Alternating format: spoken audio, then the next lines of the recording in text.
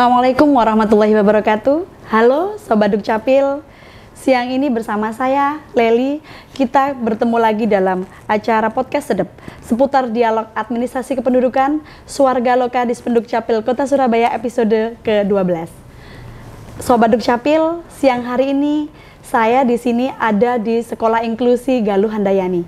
Bersama kami di sini telah hadir Ibu Rini Eri Cahyadi selaku Ketua TPPKK Kota Surabaya sekaligus Penasehat Dharma Wanita Kota Surabaya. Selamat siang Ibu. Selamat siang Bu Leli. Alhamdulillah. Kemudian di sebelah Ibu ada Ibu Ella dan juga Pak Bram. Selamat siang Ibu. Selamat siang. Beliau adalah Ketua Yayasan Sekolah Inklusi Galuh Handayani. Sobat Dukcapil, kita ketahui bersama bahwa pelayanan administrasi kependudukan sifatnya itu tidak ada pembeda-pembeda antara warga masyarakat atau penduduk Kota Surabaya, semua bersifat sama. Nah, topik kita siang hari ini adalah dalam hal pelayanan pemberian administrasi kependudukan atau pemenuhan administrasi kependudukan kepada anak-anak berkebutuhan khusus, khususnya kalau siang hari ini lokusnya ada di Sekolah Inklusi Galuh Handayani. Begitu ya Bu? Siap. Nah, bersama kami di sini sebelum acara podcast ini telah kita lakukan pelayanan terhadap anak-anak siswa yang ada di Galuh Handayani, yaitu perekaman KTPL, kemudian pemberian kartu identitas bagi anak-anak di sini. Langsung saja, mohon izin pertanyaan yang pertama ini kami sampaikan kepada Ibu Ella dan Pak Bram, Ibu. Bu Ella dan Pak Bram. Ini kan kita tadi udah muter-muter nih Bu di sini, kemudian telah melihat bagaimana suasana sekolah, kemudian anak-anak di sini. Kami ingin tahu Bu, bagaimana sih Bu suka duka pada saat Ibu dan Pak Bram dan juga teman-teman Bapak Ibu guru di sini dengan anak-anak ini? Masya Allah. Mohon izin Ibu. Siap, monggo. Sekolahnya luar biasa loh. Luar biasa Bu.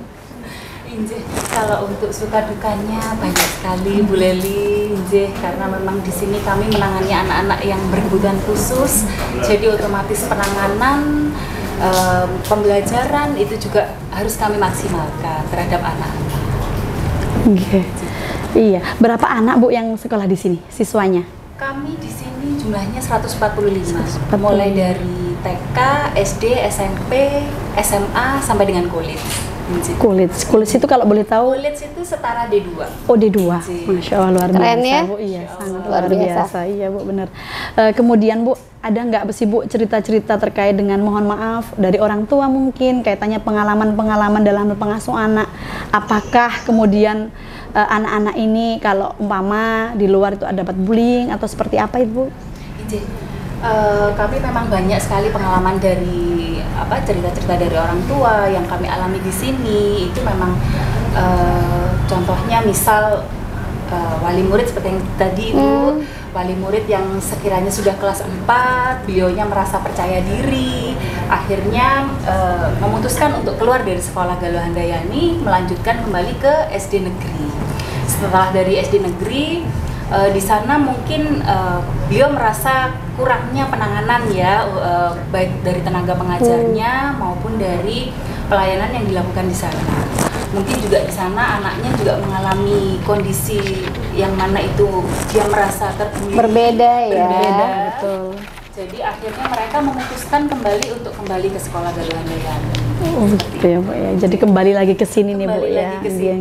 Karena kalau dia berkumpul dengan komunitas mungkin lebih nyaman ya. Betul Ibu.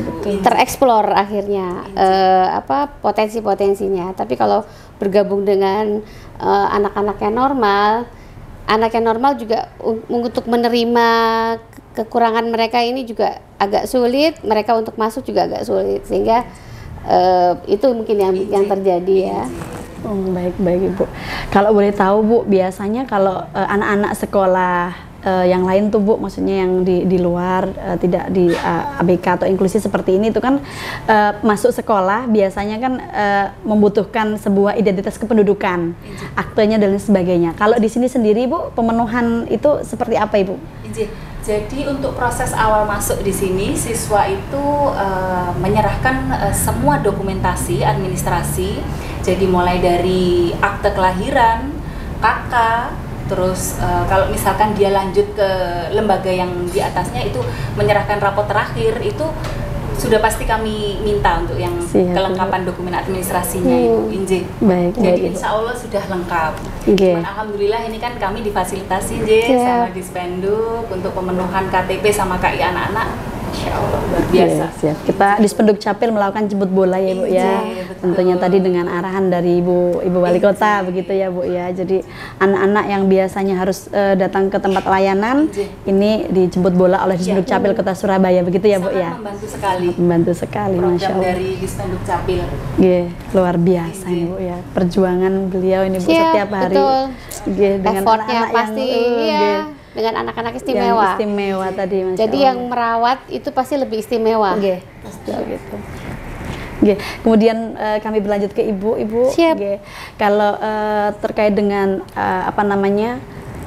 pemberian pelayanan administrasi kependudukan terhadap difabel begitu Ibu di Kota Surabaya, peran Ibu sebagai Ketua PKK kemudian juga merangkap sebagai penasihat DWP Kota Surabaya, Ibu, apa yang telah dilakukan oleh PKK dan DWP, Ibu? Ya, jadi kita sudah bekerja sama bersinergi ya dengan Dispenduk Capil, karena PKK itu adalah sebagai mitra pemerintah. Kita punya Cak Daning Minduk ya. Kenapa Surabaya itu kota metropolitan, tapi ternyata masih banyak loh yang belum sadar akan administrasi. Masih banyak yang belum punya akte kelahiran, masih banyak yang belum punya KSK. Sehingga dengan terbentuknya Cak Daning Minduk ini, harapan kami bahwa ini kan kader-kader ya, Dispenduk itu tidak punya kader, sehingga dengan bekerja sama dengan kami yang punya kader, ini berjalan ya jemput bola untuk mereka-mereka yang belum mempunyai administrasi. Begitu juga dengan anak-anak disabilitas, karena anak disabilitas itu tidak semuanya sekolah, tidak semuanya berada di sekolah, sehingga mungkin ada yang memang mungkin orang tuanya tidak mampu untuk membiayai, atau memang orang tuanya malu untuk menyekolahkan, sehingga itu nggak ketahuan. Sehingga dengan adanya Cak Daning Minduk ini, dia akan bisa melihat di bawah itu siapa-siapa yang mungkin belum mempunyai akte, siapa-siapa yang belum mempunyai KTP. Sehingga dengan adanya Cak Daning Minduk ini, insya Allah semuanya bisa terfasilitasi, karena mereka juga mendapatkan hak yang sama untuk bisa mendapatkan kartu identitas penduduk.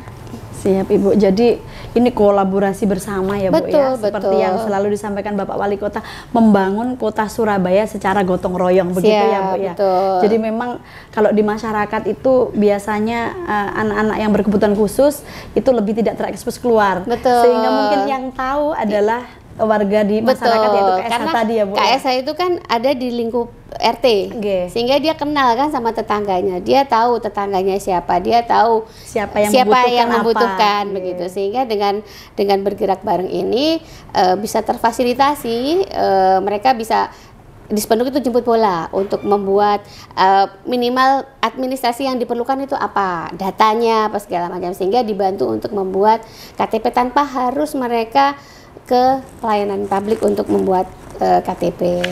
Masya Allah Ibu, jadi betul-betul ngena ya Bu ya. Siap. Kami dari yang melayani pun akan mendapatkan info, yang memberikan info juga insya Allah tetangga-tetangganya ini juga akan terinfokan, sehingga bisa terlayani dengan baik. Seluruh Kota Surabaya bisa mencakup pelayanan yang diberikan oleh Kota Surabaya. Ibu, setahu saya itu kan ada di Kota Surabaya itu banyak sekali intervensi atau dukungan-dukungan yang diberikan oleh pemerintah Kota Surabaya tentunya kepada ABK, termasuk ada rumah kreatif ya Bu ya. Ada apa lagi Bu yang mungkin ini Sobat Dukcapil ini perlu tahu bahwa pemerintah kota itu telah melakukan ini untuk ABK begitu ya. Ibu? Jadi pemerintah kota itu sudah berusaha semaksimal mungkin memberikan pelayanan yang terbaik buat masyarakat ya. Tapi namanya manusia, tetap aja mungkin ada kekurangan ya. Karena itu ini salah satunya yaitu Dispenduk Capil itu sudah berupaya memberikan pelayanan jemput bola seperti itu. Kemudian kita khusus untuk ABK kita sudah ada rumah kreatif, di mana di situ menampung teman-teman yang mungkin kurang beruntung, yang yaitu tidak bisa menyekolahkan di sekolah khusus, sehingga kita menyediakan itu tempat mereka untuk bisa dilatih, karena pastinya kita nggak bisa berharap mereka pintar matematika, pintar fisika atau pintar pelajaran kurikulum, tapi mereka bisa mandiri. Itu yang dilatih di rumah kreatif. Kemudian harapan ini ke depan, insya Allah nanti Bapak akan membangun Surabaya Kriya Galeri, tapi khusus anak-anak disabilitas. Jadi mereka kan punya potensi. Ini tadi saya lihat ada yang bisa menggambar ya, gambarannya bagus. Ada yang bisa membuat karya seni, batik atau apa segala macam. Nah, itu bisa kita jual di SKG tersebut. Cuma ini masih belum, tapi masih proses ke depan. Harapannya nanti semua disabilitas itu mempunyai hak yang sama, mempunyai kesempatan yang sama untuk bisa survive ya. Karena anak-anak disabilitas ini harus kita latih mandiri.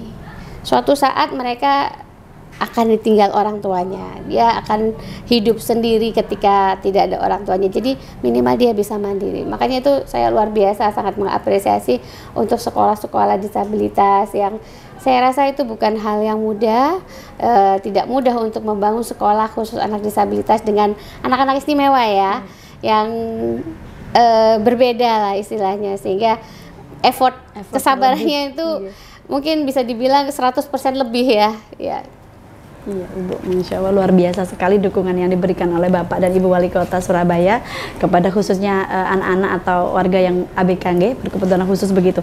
Ibu, tadi kan waktu proses pelayanan saya lihat ada yang baju-baju oren-oren seger gitu ya Bu ya. Sepertinya adalah anggota Dharma Wanita, Ibu Ketua Dharma Wanitanya Dispenduk Capil. Siap. Ya, Ibu ada pesan-pesan atau tips kepada Ibu Ketua Dharma Wanita yang lain dalam hal mendukung kegiatan suami Ibu? Siap. Jadi Dharma Wanita itu adalah perkumpulan istri-istri dari ASN dan ASN perempuan. Jadi kita itu punya seragam yang sama ya. Kita punya seragam yang sama pemerintah Kota Surabaya. Sehingga itu sudah menjadi kewajiban kita semua ketika kita memakai seragam pemerintah Kota Surabaya.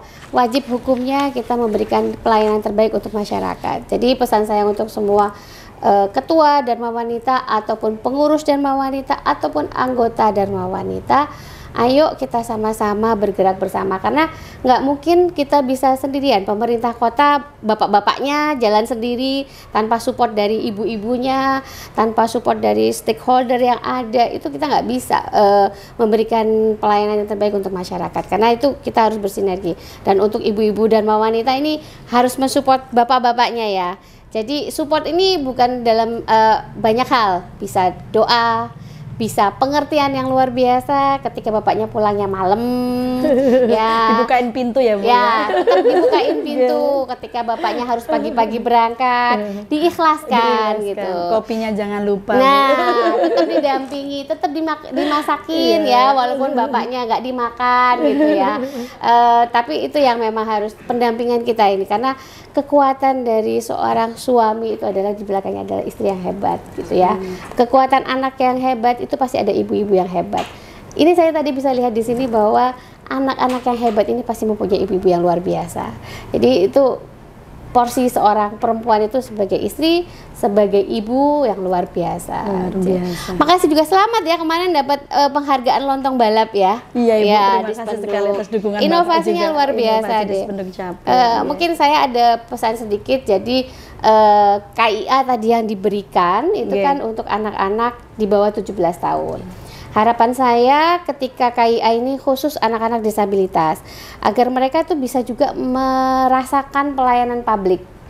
Karena kan kalau anak-anak ini memang spesial ya.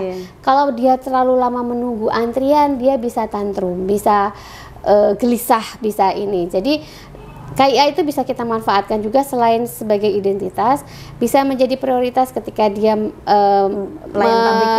dia merasakan pelayanan publik itu menjadi prioritas. Mungkin didulukan dulu karena mereka kan spesial gitu, bukan karena apa-apa, bukan karena kasihan apa, karena memang itu udah menjadi kewajiban kita mendahulukan mereka-mereka ini. Jadi itu bisa kita gunakan untuk pelayanan-pelayanan publik, kemudian bis sekolah, Bus Surabaya untuk keliling-keliling, pasti mereka bahagia sekali, dan pahala loh membahagiakan anak-anak hebat gitu ya. Jadi mungkin itu nanti bisa manfaatkan KIA itu selain identitas untuk bisa digunakan untuk mereka merasakan pelayan publik kita ya. Baik Ibu, terima kasih. Obrolan kita ini sangat seru sekali ya Bu ya. Tentunya dengan kekaguman kami tadi Bu melihat beliau luar biasa Ibu. Jadi matur nuwun sangat Ibu atas waktunya bersedia ngobrol dengan kami di sini, kemudian memberikan pelayanan. Matur nuwun sangat. Semoga Bu Ella dan Bapak selalu diberikan kesehatan, kekuatan, amin. Begitu juga dengan pahalanya banyak. Begitu juga dengan Ibu Wali Kota bersama Bapak. Semoga sehat selalu Ibu. Amin. Semoga selalu diberikan kekuatan. Amin. Untuk terus memperjuangkan anak ABK dan juga penduduk Surabaya semakin maju bersama. Tetap istiqomah ya. Titip anak-anak hebat ini ya. Sobat Dukcapil, demikian obrolan kita pada siang hari ini, sangat menarik. Tentunya selalu yang dipesankan oleh Bapak Wali Kota bahwa membangun Surabaya dengan cara gotong royong, melibatkan semua lapisan yang ada di masyarakat Surabaya. Sampai ketemu lagi di Sedap, seputar dialog administrasi kependudukan. Selamat siang, Assalamualaikum warahmatullahi wabarakatuh.